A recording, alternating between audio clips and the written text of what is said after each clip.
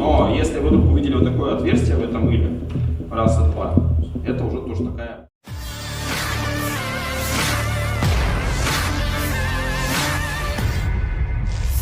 Para spesialis dari Pusat Pekerjaan Ranjau Internasional mengadakan pelajaran keselamatan di sekolah-sekolah LPR.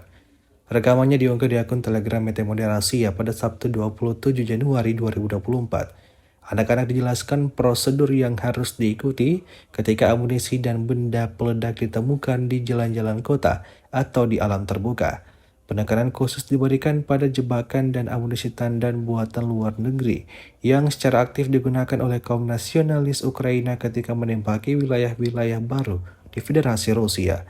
Berkat kerja keras para insinyur militer sejak awal tahun ajaran, lebih dari 1.000 siswa sekolah menengah dan sekolah menengah pertama dapat mempelajari aturan perilaku aman, serta mengenal modal pendidikan langsung dari objek yang menimbulkan ancaman. Ranjau anti-tank dan anti-personel, granat tembakan dari peluncur granat anti-tank genggam, dan jenis amunisi lainnya yang berbahaya bagi kehidupan dan kesehatan anak-anak. Di akhir pelajaran keselamatan, anak-anak sekolah diberikan bahan ajar dan pengingat bahaya ranjau dan bahan peledak yang dirancang dalam bentuk komik yang menghibur. Tampak para anak-anak sekolah sangat antusias mengikuti kegiatan tersebut.